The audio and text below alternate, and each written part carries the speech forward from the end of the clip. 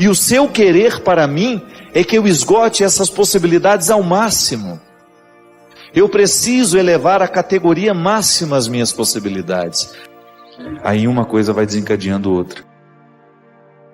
Quebrar as hipocrisias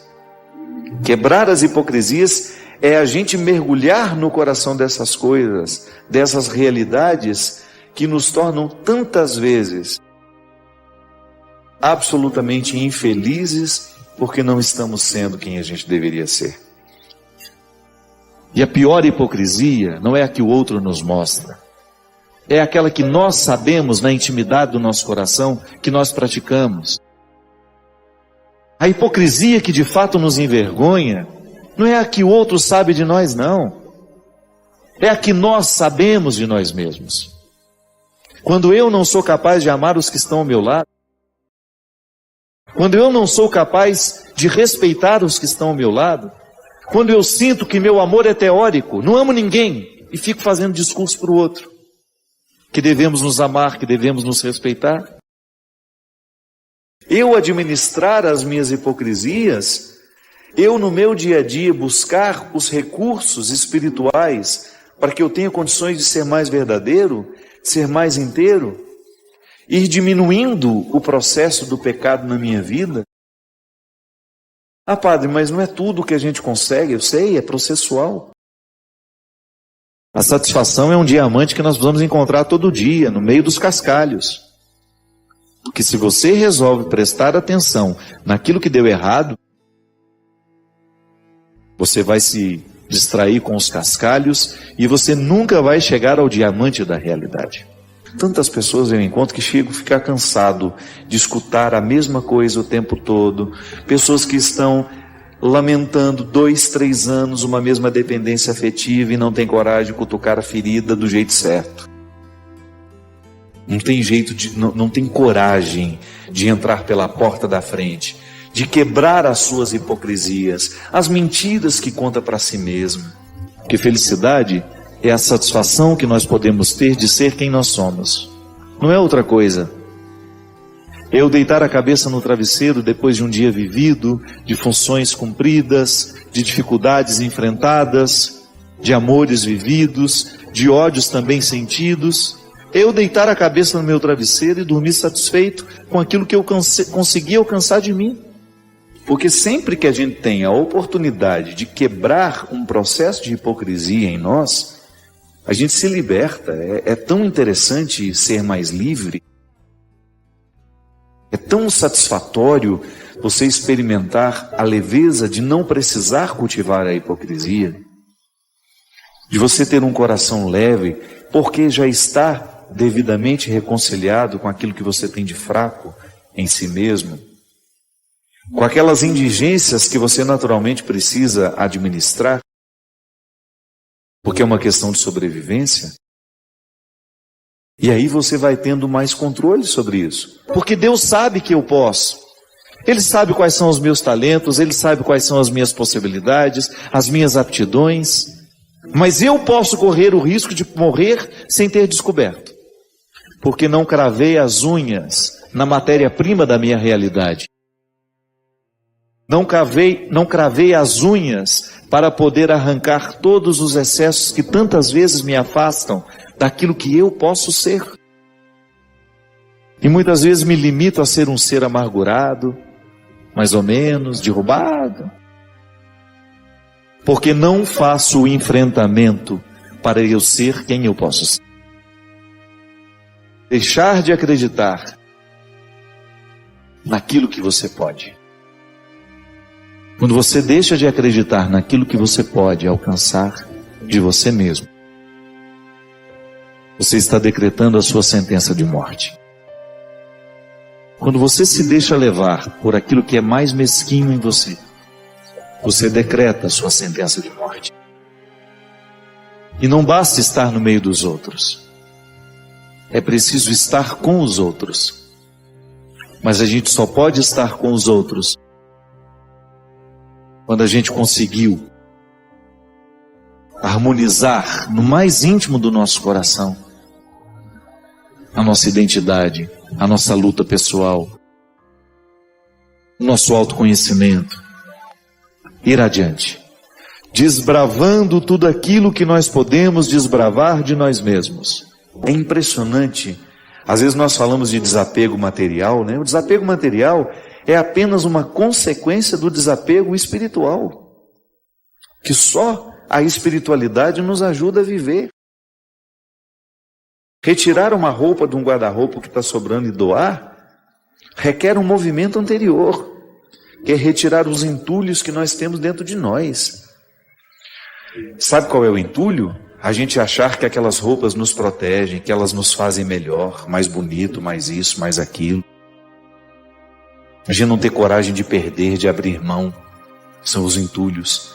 Aquela pessoa que quer ser eternamente famosa, eternamente reconhecida, a custo da própria vida, da própria saúde. Não tem coragem de estabelecer não.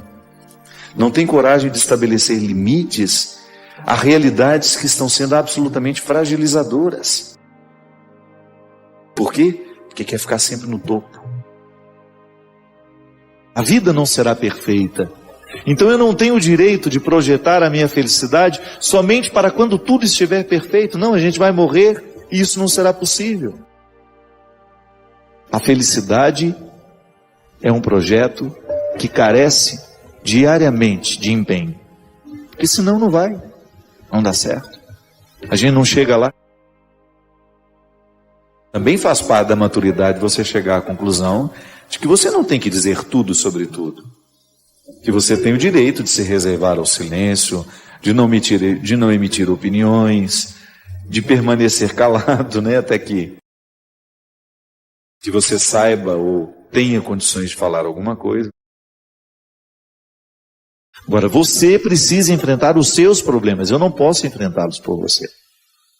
Eu preciso enfrentar os meus problemas. Eu tenho lá, na estrutura da minha vida, os problemas que são próprios da minha vida, que são próprios do meu ser, da estrutura que me cerca. E preciso administrar diariamente tudo isso para que eu tenha o direito de extrair a satisfação de ser quem eu sou. Um médico, por exemplo, ele tem os problemas que são próprios da profissão dele. E ele consegue ser feliz mesmo tendo todas as dificuldades ali. Por quê? Porque ele enfia as unhas na realidade e vai lá buscar o motivo da sua satisfação. Mas é assim que a gente vai, muitas vezes, endurecendo o nosso coração. Quando você percebendo que o mundo não tem sido generoso com você, você deixa de ser generoso com o mundo. Não adianta, minha gente. Se a gente não quebra a couraça das hipocrisias, das mentiras que nos alimentam, nós nunca chegaremos à verdade que nos salvará. Se a gente insiste em manter essas aparências mentirosas, alimentando falsos conflitos, dando respostas a nós mesmos que já não nos respondem há anos, só para tentar nos justificar diante dos outros, ou para ficar parecendo mais bonitinho, mais inteligente, mais equilibrado, quando na verdade lá dentro nós estamos num poço de necessidade, de conflito. Tudo isso porque a gente não tem coragem de olhar de frente o fantasma que nos assombra. A gente se diz irmão do outro, mas mete o pau toda vez que tem a oportunidade. A gente é todo bonitinho no nosso discurso que a gente faz para os outros, mas lá, na nossa intimidade, nós somos as pessoas mais difíceis de conviver. Parecemos bonitinhos, fazemos todos os dias uma exortação à caridade, ao amor fraterno, à paz mundial, mas lá dentro da nossa casa, somos insuportáveis aos nossos irmãos, somos insuportáveis àqueles que convivem conosco. E às vezes, o contexto das nossas hipocrisias escondem as situações em que a gente está se perdendo de nós mesmos. É aquela eterna mentira, que a gente não tem coragem de dizer a nós o que nós precisamos ouvir, em relação à nossa vida pessoal, em relação às nossas escolhas. A gente vai dando eternas justificativas, infundadas, mentirosas, mas que naquele momento parece confortável, alivia a gente do enfrentamento que a gente precisa viver. Sim, quando eu busco essa felicidade independente do que o outro está me oferecendo, quando eu cavo na terra do meu ser a oportunidade de ser feliz, eu naturalmente provoco isso no outro. Eu vou ficar menos incomodado com o outro.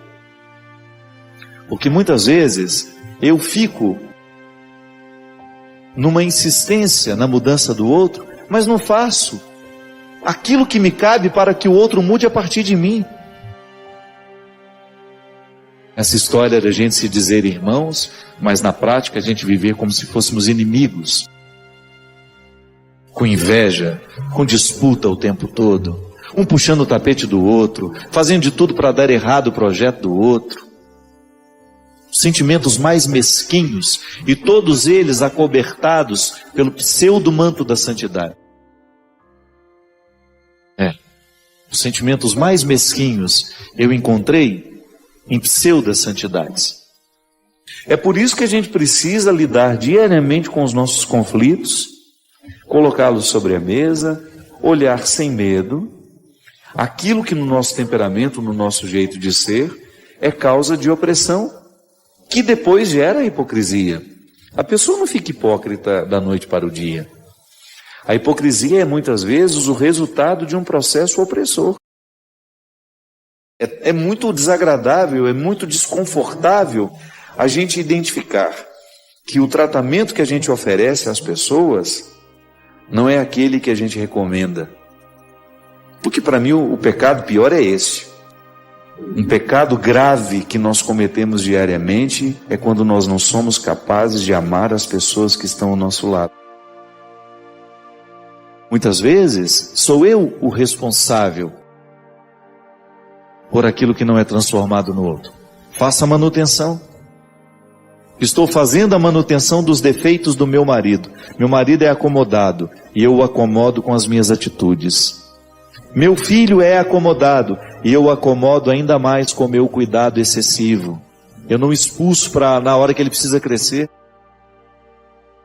Tem um amigo que eu vou fazendo a manutenção dos seus vícios, porque vou reforçando nele aquilo que é vicioso e que ele já deveria ter expulsado de si mesmo há muito tempo.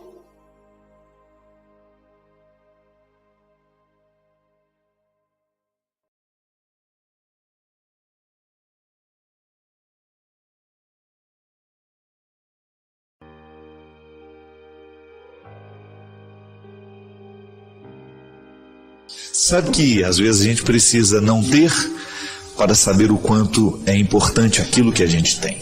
Não é assim? Você também não faz a experiência de não ter para descobrir, né? De ter um período de ausência para descobrir um valor? Cada vez mais estou convicto de que o cristianismo é o tempo todo uma proposta de reflexão da própria vida, da existência, à luz da pessoa de Jesus. Por isso que a gente precisa conhecer Jesus. Porque quanto mais a gente conhece Jesus, mais a gente descobre quem a gente deve ser. É olhando para Jesus, é conhecendo a sua palavra, conhecendo o seu jeito de agir, o seu jeito de ser, que nós vamos tecendo a nossa cartilha diária da conversão. Você recorda quando você era menino, menina, e que você começou a aprender, quando você começou a ter as primeiras lições na escola? Você não tinha uma cartilha? O que era a cartilha?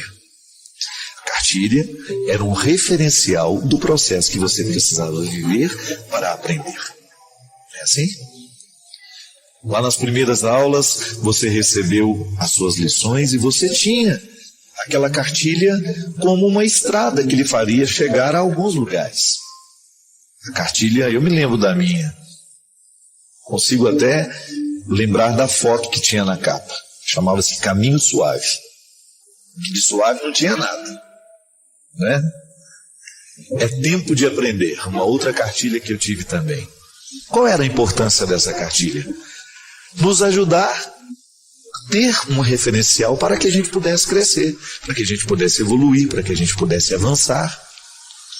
O cristianismo é também uma proposta de ser uma cartilha de crescimento. Sabe, minha gente, eu fico o tempo todo intrigado com essa questão, o quanto que nós precisamos crescer como pessoas. Como é difícil viver. Adélia Prado, né, minha poetisa favorita, que vocês já sabem, eu já falei tantas vezes dela, ela fala desse dilema de ser humano. Não é brincadeira ser humano. Ser humano dá muito trabalho. Ser humano é doloroso, é muito doloroso ser quem a gente é. Lidar com as nossas questões. Você sabe muito bem disso.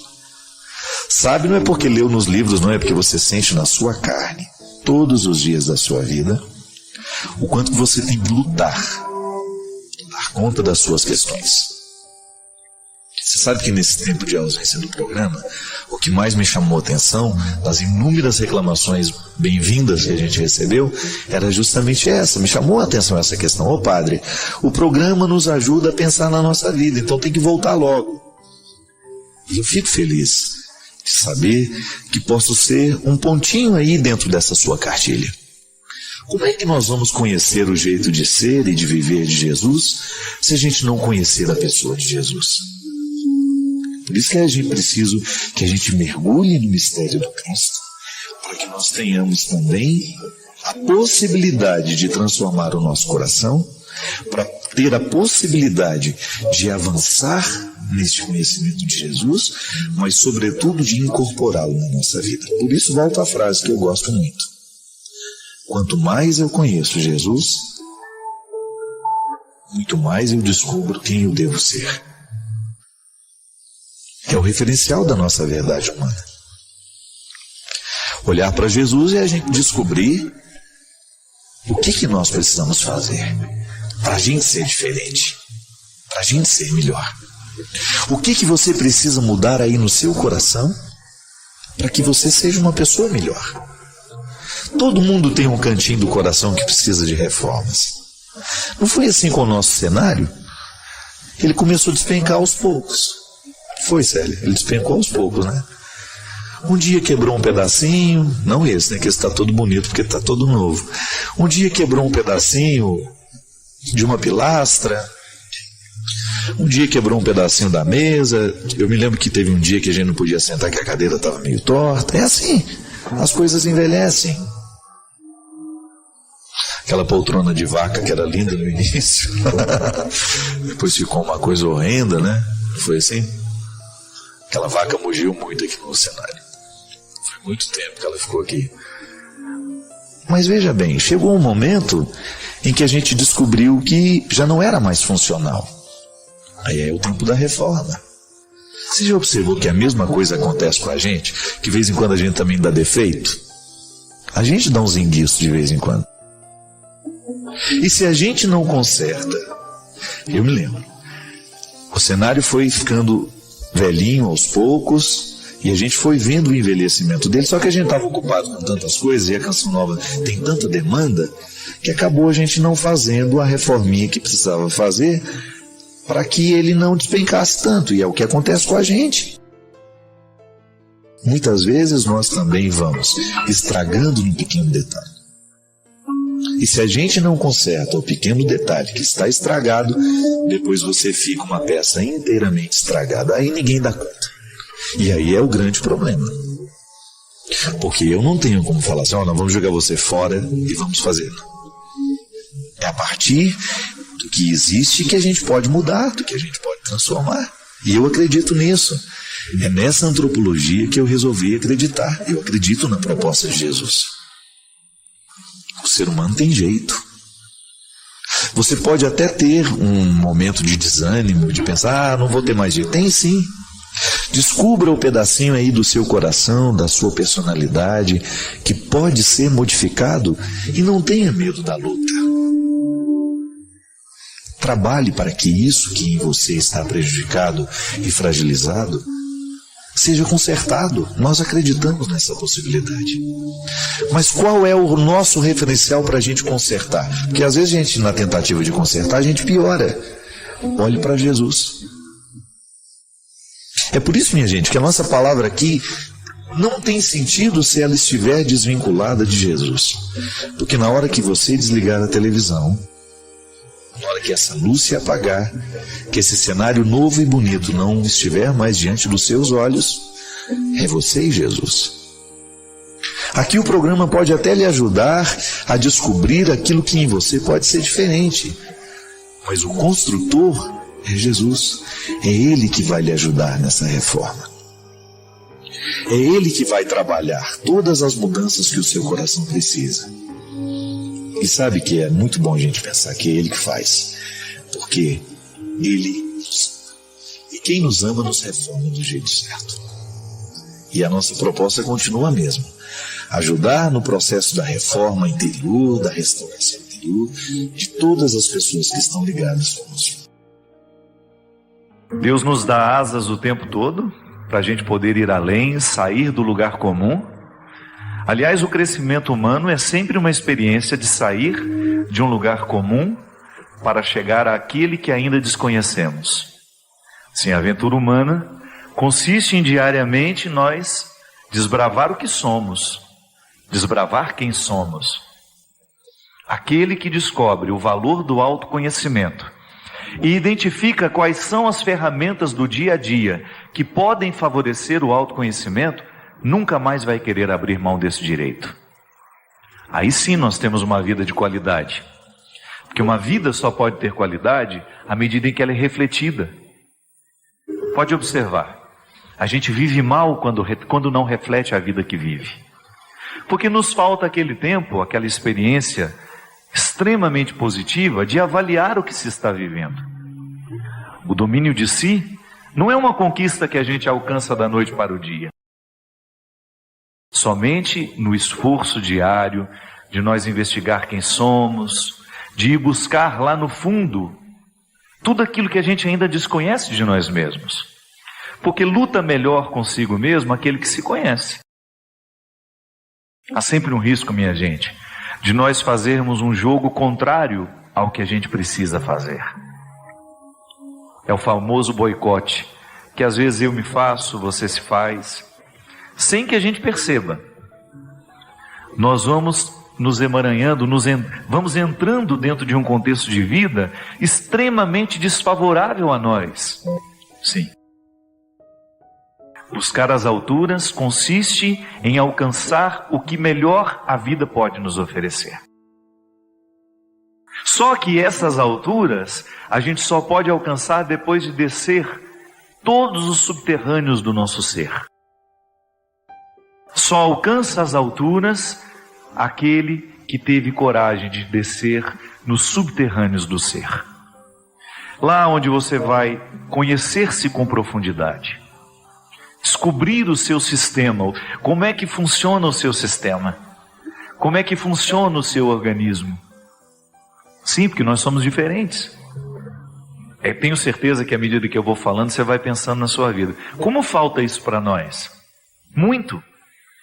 Nós somos pós-modernos, né? Nós estamos dentro de um contexto onde a comunicação é muito fácil, a gente fala com o outro com uma rapidez muito grande, a gente se desloca com muito mais rapidez.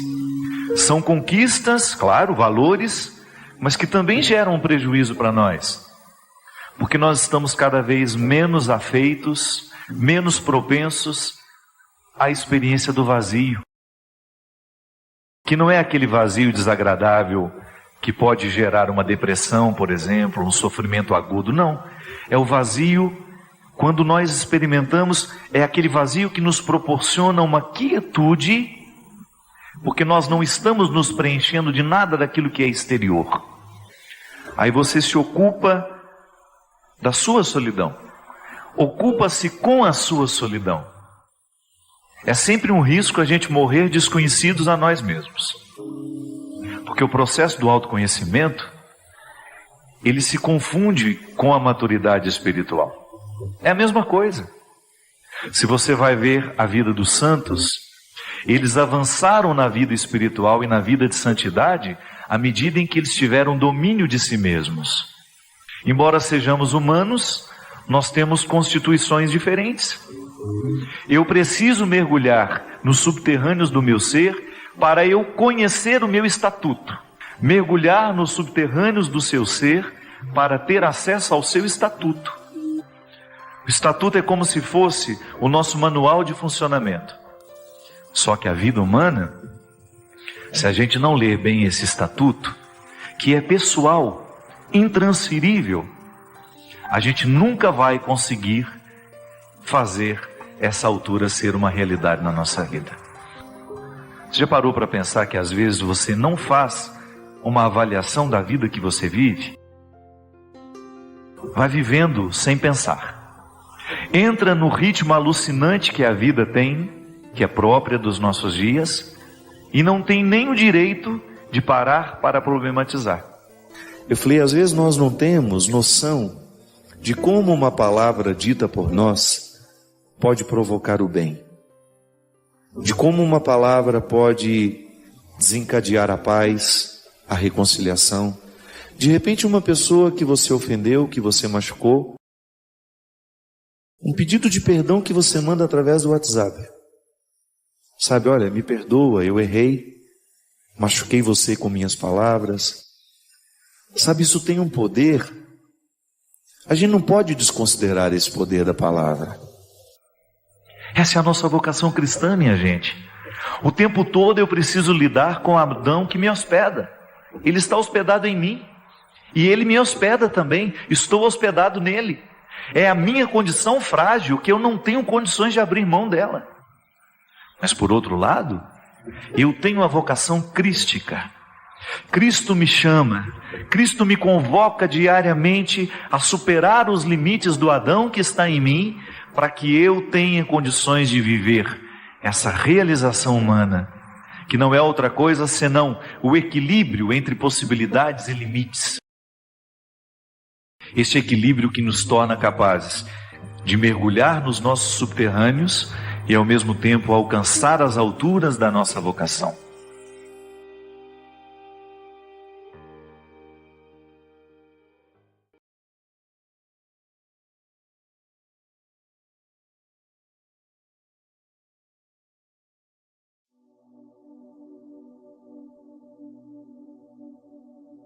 Ter a oportunidade de entrar aí na sua casa, nessa noite de hoje, estabelecer comunhão com você, com a sua família.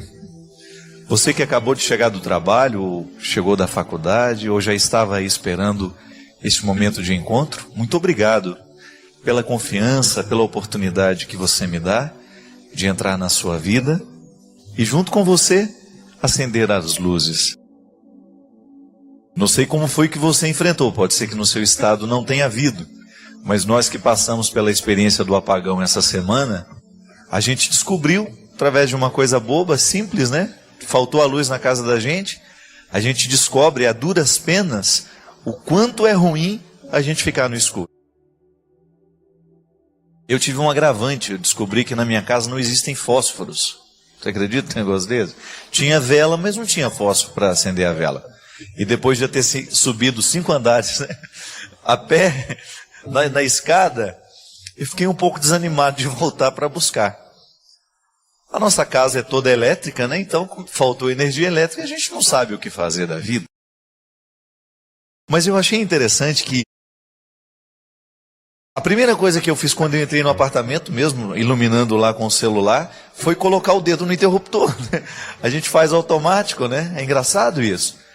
Nós precisamos tanto da luz, nós somos tão necessitados da luz, que o cérebro não registra a informação de que não vai adiantar o interruptor. São as ações reflexas, né? Que a gente faz sem pensar. A gente faz porque a necessidade impõe. Impõe ao corpo, impõe ao cérebro.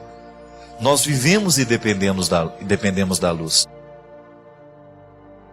E naquele momento em que a gente não tinha os recursos da luz, a gente não sabe nem muito bem o que fazer. A gente perde um pouco a referência. Eu fiquei pensando, sabe, minha gente, no dia do apagão, que às vezes na nossa vida acontece a mesma coisa. Nós também passamos por períodos de escuridão, onde a gente fica meio perdido dentro de... Mas é verdade, a gente fica tão perdido às vezes na vida, que nós podemos fazer essa comparação. Da mesma maneira como a gente não sabia andar dentro da nossa casa, sem que a gente tivesse um mínimo de luz para orientar os nossos destinos, os nossos passos, na nossa vida acontece a mesma coisa. É aquele desconforto da alma, né? É aquele desconforto de você não saber que caminho seguir, que decisão tomar, o que é o mais certo fazer agora, para onde eu vou, Como que eu vou contornar os sentimentos que estão me julgando num processo de escuridão?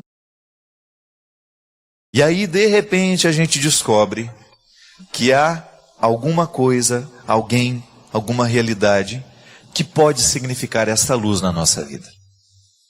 Assim como alguém vem nos socorrer do apagão, vem nos emprestar um fósforo, vem nos emprestar uma lanterna, nos momentos de escuridão da nossa alma, nos desesperos que nós enfrentamos muitas vezes na vida, alguém também pode emprestar uma luz.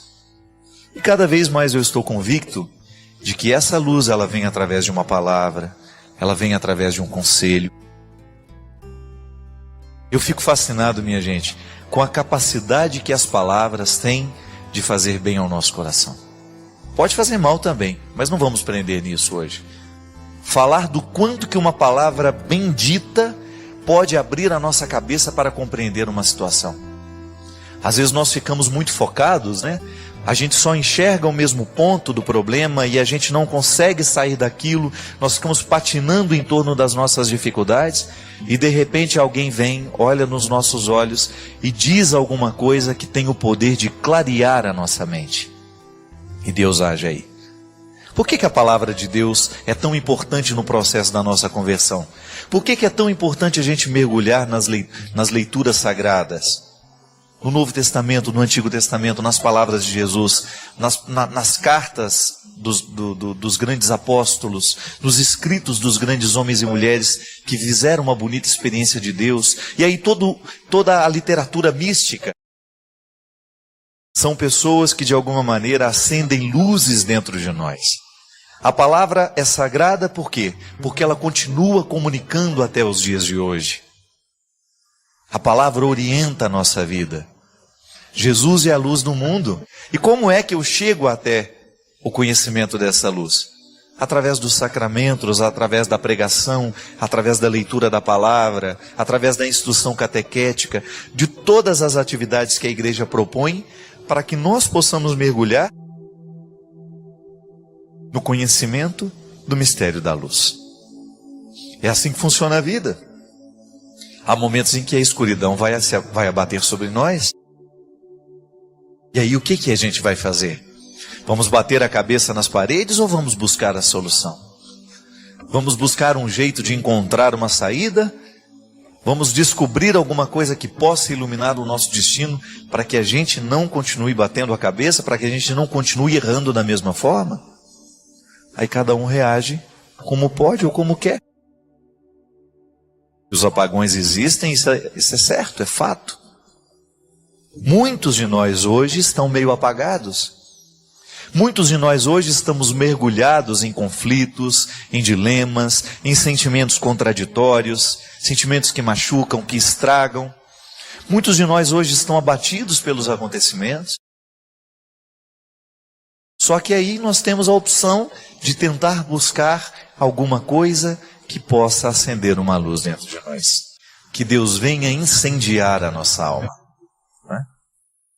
Incendiar a nossa alma significa a gente pedir a Deus que Ele venha clarear a nossa mente, que Ele venha reorientar os nossos sentimentos, o nosso coração, a nossa consciência. Quantas vezes tantas vezes na vida a gente erra justamente porque nos faltou clareza na consciência. Faltou clareza no processo. E é isso que a gente pede. Incendeia minha alma, incendeia minha alma, incendeia minha alma, Senhor. Deus possa acender em cada um de nós uma luz e possa nos ajudar a encontrar o caminho certo para que a gente percorra e que a gente venha sanar as dores, as angústias. Não é que Deus vai resolver os nossos problemas, Ele vai nos ajudar a acender a luz que a gente precisa acender para chegar à solução que nós precisamos encontrar. Toda vez que nós passamos por um processo de escolha, é natural que nasça uma angústia. O filósofo Sartre dizia que a gênese das nossas angústias está justamente nas possibilidades. Vai ficar mais angustiado aquele que teve mais possibilidades, porque ele pôde escolher. Toda vez que a gente toma uma decisão, minha filha, nós precisamos assumir as consequências dessa decisão e sofrer da maneira certa as consequências dela na nossa vida. O que a gente não pode permitir é que a gente comece a sofrer do jeito errado. Ao invés de lamentar o que perdeu, comece a estabelecer para você, quem sabe, um novo tempo, né? Um novo crescimento. Ocupe a sua cabeça agora,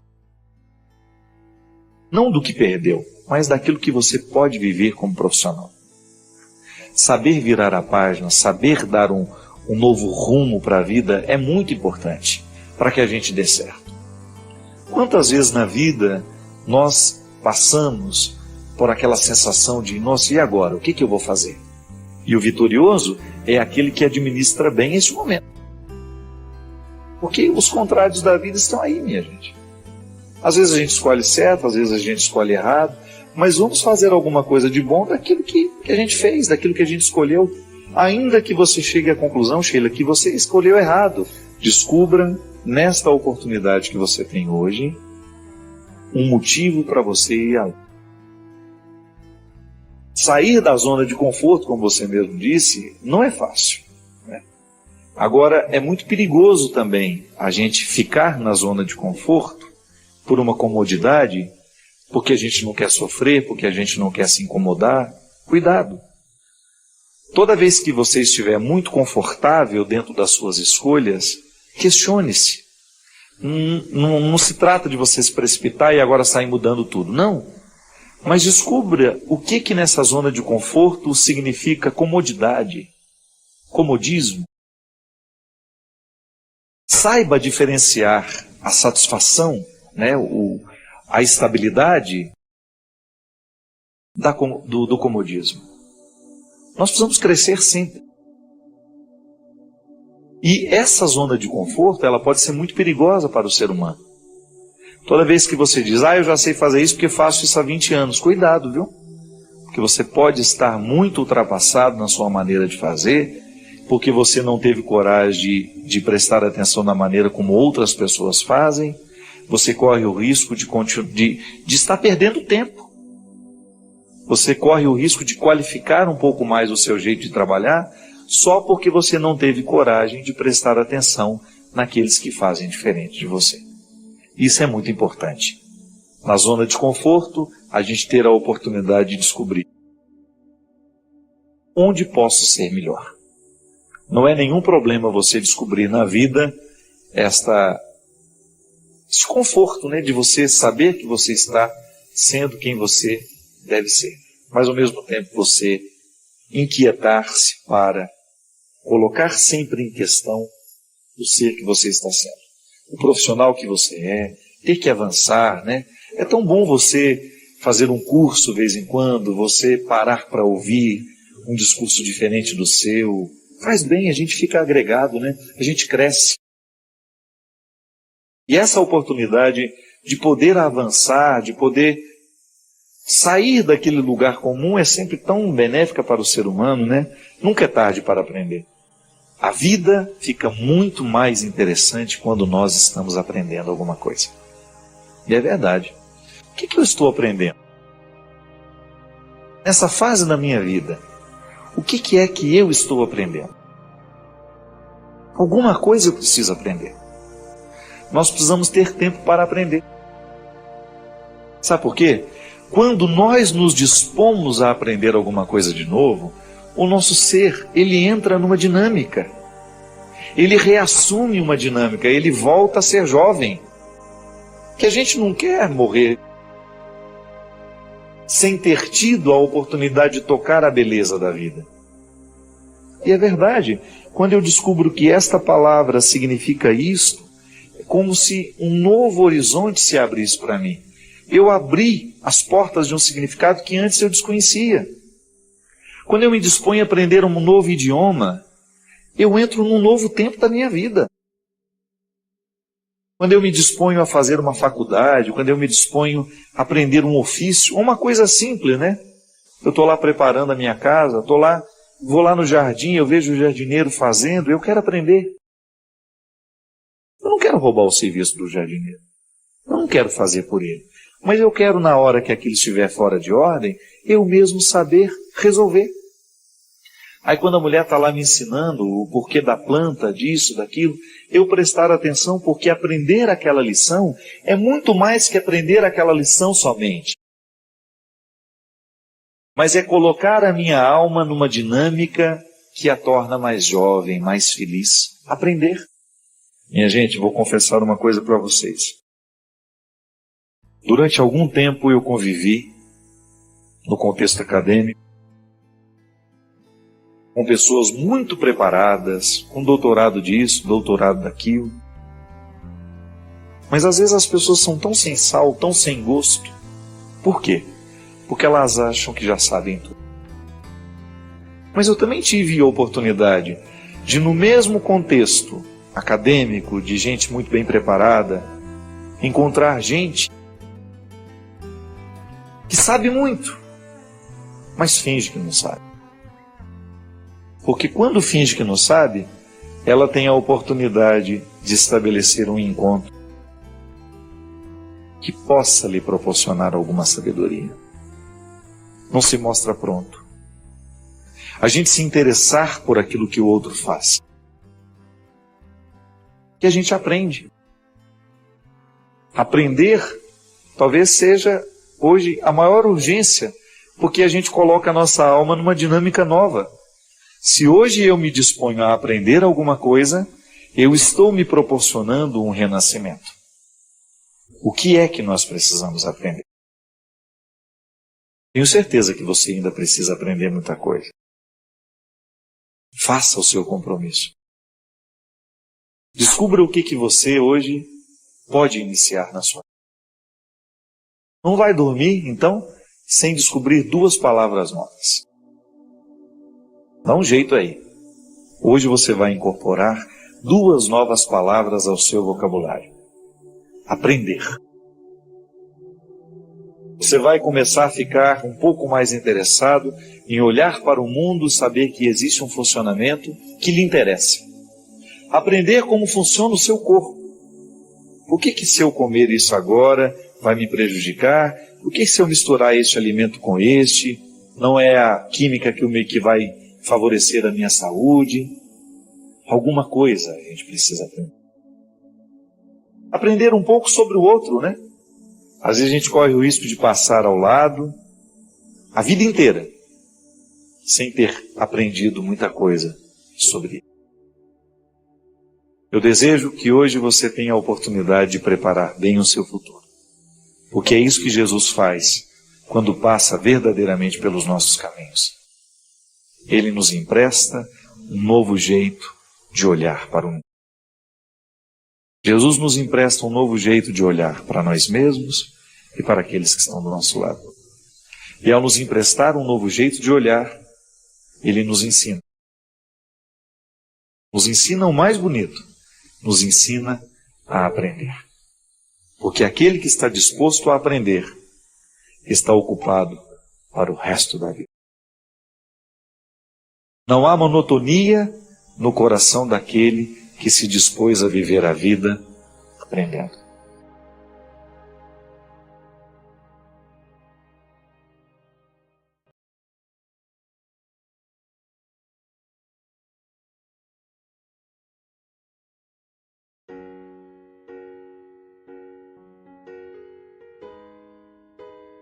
Que a vida só vale a pena ser vivida à medida em que ela é refletida. Aquele que não reflete a vida que vive, aquele que não reflete a experiência pessoal, diária, nós podemos chamar até isso de exame de consciência, né? Faz uma leitura cristã disso. O que é o exame de consciência? Aquela oportunidade que a gente tem de voltar os olhos para o nosso jeito de viver, para a vida que nós estamos escolhendo, e aí você ter coragem de ser o seu juiz. De ter coragem de fazer uma interpretação se está sendo justo ou não aquilo que você estabelece para você. Qual é o papel do juiz? A jurisdição é justamente olhar para a realidade, para as partes que compõem aquela realidade e identificar se é justa ou não aquela relação que as partes estão estabelecendo. Eu preciso fazer isso todo dia comigo, você também. Olhar para as escolhas que você faz na sua vida, para o tratamento que você se oferece e saber se você está sendo justo. Muitas vezes nós não chegamos à resposta que essa menina aqui precisa chegar. Por que que meus relacionamentos estão tão vazios? Por que que mesmo ela sendo uma pessoa boa, uma pessoa religiosa, por que que apesar de todos esses valores que ela tem, que ela enumera aqui no início, tem uma boa família, pratica uma religião de maneira saudável, é estudiosa, por que que com ela alguma coisa está dando errado? Talvez falte estabelecer esse juízo. Investigar-se com mais propriedade. E quando o assunto é relacionamento, gente, a primeira coisa que nós precisamos colocar no tribunal é o tanto que a gente se ama. Não podemos negligenciar o amor que a gente se oferece. Que boicote é esse? É um auto-boicote, né? A pessoa se boicota o tempo todo. Porque ela, ao invés de oferecer a ela o amor necessário, isso é, o cuidado, porque como é que o amor próprio se expressa na vida de uma pessoa? Através do cuidado. Do cuidado que eu tenho comigo, com o meu corpo, com a minha saúde, o cuidado que eu tenho com a minha alma, com o meu espírito, aquilo que eu me ofereço diariamente, o livro que eu leio, a música que eu escuto, os lugares que eu frequento, os amigos que eu deixo ter uma autoridade sobre mim. Tudo isso é expressão do amor próprio. Quem não se ama, não passa no filtro aquilo que se oferece. É igual aqui em Minas, naquele coador antigo, né, que a gente passava o café. O coador que era? Era um filtro de pano, feito pela nossa mãe, para que a gente pudesse tomar a parte do café que nos interessava. Porque vai jogar o pó dentro do café para você ver, para ver se você consegue tomar. Não dá. É preciso ter o filtro de pano, que a gente chama de coador, para que a gente fique com a parte boa do café. Muitas vezes nós não usamos esse filtro para perceber o que a gente se oferece. A gente vai causando uma intoxicação da alma, uma intoxicação da mente, uma intoxicação de tudo aquilo que nos gera. Aí você tem todos os significados, mente, coração, alma, espírito. A gente fica poluído. Por quê? Porque a vida, o mundo, as realidades que estão de fora, elas podem ser nocivas a nós. É claro que tem muita coisa boa de fora que vem nos ajudar. Que vem nos ajudar nessa consistência humana. Agora, se a gente não passa pelo filtro essas realidades, pode ser que a gente esteja tomando um café envenenado. Pode ser que a gente esteja provocando uma intoxicação dentro de nós, porque a gente não teve coragem de identificar, de colocar ali um filtro que nos ajudasse a ficar mais puros. O amor próprio é esse ponto de partida para que todo relacionamento seja saudável. Quem não se ama, quem não se cuida, quem não faz o dever de casa diário, de jogar amor dentro do coração, e essa é a ação de Deus, é justamente o que Deus faz no coração daquele filho que volta para pedir perdão ao pai. Ele precisou voltar a se amar. Ele precisou identificar que comer a lavagem dos porcos não era para ele. Engraçado, né? Você vê naquele rapaz a identidade que não havia sido totalmente perdida, que é quando ele lembra que ele tem pai. Isso é amor próprio. É o amor próprio que move o coração daquele rapaz ao identificar que aquela miséria, que aquele alimento imundo não era para ele. Minha gente, quantos de nós ficamos nos alimentando de sentimentos estragados que podem ser comparados à lavagem dos porcos? Quantas vezes eu encontro pessoas bonitas, nutridas, com relacionamentos precários, tóxicos, viciantes. Aquele pseudo-amor, né? Aquele falso amor, que pode ser comparado a uma lavagem de porco. Aquele namoro que não é outra coisa senão um chiqueiro. Não há nada de puro naquilo. A pessoa se maltrata o tempo todo só para ter a companhia do leitão, né? Não, pelo amor de Deus, você merece muito mais. A pessoa só se recupera no momento em que ela olha para o espelho e vê a face desfigurada e diz para ela mesma: eu não mereço esse tratamento. Isso corrigiria tantas coisas dentro dos namoros, dentro das relações de casamento, porque também no casamento acontece isso.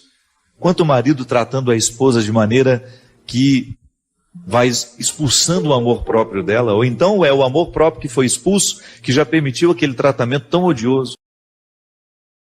Namoro, casamento, relação entre amigos, nós precisamos ter muito cuidado para a gente não se acostumar ao alimento imundo. Precisamos tomar muito cuidado para a gente não se acostumar com o precário e achar que ele é a única coisa que nós merecemos ter na vida. A gente merece muito mais. Merece no sentido de ver que há uma dignidade em mim, em você, que não pode ser nunca, em hipótese alguma, pode ser esquecida. Essa dignidade também chama-se amor próprio. E é através dela que Deus nos fala, que Deus nos chama, que Deus nos traz de volta. Reacenda o valor que você tem. Tenha consciência da grandiosidade que você representa diante de Deus. E trate-se.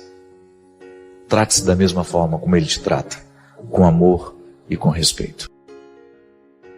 Eu gostaria, Padre, de ouvir a sua opinião sobre a verdadeira amizade. Em quem podemos descobrir uma verdadeira amizade? Olha só que bonito, né? Falando isso já. O que é o verdadeiro amigo, né?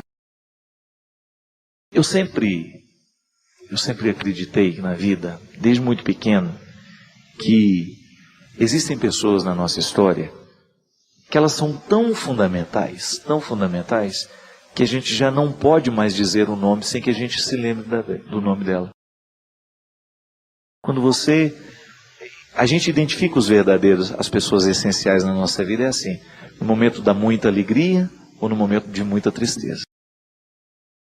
São esses dois extremos que são capazes de nos revelar quem a gente ama de verdade. Quando você está alegre demais, aquelas pessoas que você gostaria de ter do seu lado, de ver as mesmas coisas que você está vendo. Quando você está triste demais, quais são as pessoas que você gostaria que estivesse ali segurando na sua mão? Aí você identifica os seus verdadeiros amigos. Agora, por que eles ficaram? É um mistério. A gente nunca sabe dizer por que aquela pessoa ficou amiga da gente. Talvez porque ela tenha tido uma sensibilidade maior que os outros não tiveram. Talvez porque elas olharam para nós de um jeito mais aperfeiçoado, tiveram mais paciência com a gente, tiveram mais calma. Não é assim?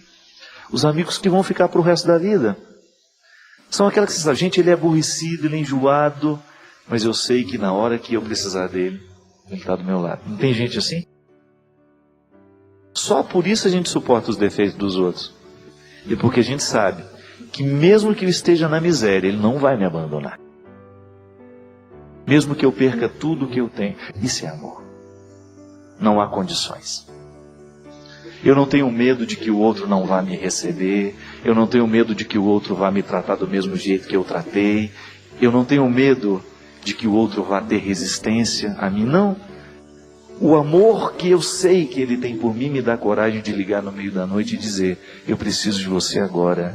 Mesmo que você não tenha tido a oportunidade de me ter do seu lado no momento que você precisava. Isso é a relação que nós temos com Jesus, né? Quando você tem coragem de bater na porta dele no momento que você não merece estar. Quando você tem coragem de chamar por ele no momento em que você não mereceria chamar. Esse é amigo de verdade. É quando não depende do tempo, quantas vezes eu liguei para você, quantas vezes eu fui atrás. Não. O laço que permanece, que independe do tempo. Porque às vezes na correria da nossa vida, às vezes você não tem aquele tempo de cultivar, mas você sabe que ele está lá. Eu tenho uma amiga minha, Marina, que cada vez que eu ia embora, E eu até me emociono, sabe, quando eu me lembro disso. Porque não foram fáceis os momentos em que ela me disse isso. Ela sempre me disse em momentos em que a minha vida estava sendo difícil. Cada vez que eu pegava o meu carro, que no apartamento da minha mãe não tinha garagem, eu deixava o carro na casa dela. Era a última frase que eu escutava toda vez que eu ia embora. Ela no portão, ela olhava para mim e falava assim: "Tô aqui, viu?" A Marina, ela não fazia parte do meu dia a dia, ela não está lá do meu lado em Taubaté, ela mora em Formiga. Mas para mim aquela frase ganhou um significado tão grande, gente, porque cada vez que eu me recordo da necessidade de ter alguém do meu lado, eu me lembro dessa frase, sabe? "Tô aqui, viu?" Isso é, eu não faço estardalhaço, eu não crio muito barulho, eu não dou muita notícia, mas eu estou aqui. O tempo vai passar, as coisas vão ficar diferentes. Pode ser que eu não tenha a oportunidade de estar aí, pode ser que eu não tenha a oportunidade de chegar a tempo, mas fique sabendo que eu estou. E como essa frase tem o poder de repercutir em quem é amado? Talvez quem ame nem sabe o tanto que isso repercute. Porque experimentar a misericórdia pelo lado dos fortes, não sei se tem muita vantagem. Eu quero ver a gente saber experimentar a misericórdia pelo lado dos fracos. Quando você precisa ser o amado, quando você precisa ser o ajudado, quando você precisa ser aquele que sai do lugar para pedir a ajuda. E aí nessa hora, neste momento, você saber que as coisas poderão ser resolvidas com aquela presença que você sabe que não muda. Está ali. Alguém que lhe assegura estar ali. Eu estou aqui. Gostaria de terminar de um jeito diferente, quem sabe, né? Nunca tive oportunidade. Eu não sei qual é a possibilidade que eu tenho de estar na sua vida. Eu não sei de que forma eu posso estar na sua vida. Pode ser que de uma forma concreta, pode ser que você me conheça, pode ser, não sei, pode ser que seja só pelo programa, pode ser que seja pelo e-mail. Eu gostaria de também poder dizer para você, movido pela força de um evangelho que eu acredito. Pode ser que você esteja marginalizado, pode ser que você nem goste de padre, mas goste do que eu falo. Eu gostaria de continuar estando aqui. Só isso. E poder dizer para você, eu estou aqui. Eu estou aqui para pagar o preço que eu sei que eu preciso pagar, para poder exercer o meu ministério do jeito que eu exerço, para continuar lutando por aquilo que eu acredito, para ser um ser humano, e só isso. Um ser humano que de repente queira fazer a diferença no mundo, buscando os marginalizados do nosso tempo. Quem sabe aliviando alguma culpa, quem sabe passando a mão na cabeça de quem precisa, e assim, curando as dores do mundo do jeito que a gente pode. Eu quero lhe dizer que nós estamos aqui para ser o apoio, quem sabe, que você precisa, para concretamente poder agir, para poder fazer alguma coisa, para melhorar esse mundo. E quem sabe você aí também descobrir isso. Para quantas pessoas hoje você poderia dizer isso? Aconteça o que acontecer na sua vida, eu estou aqui.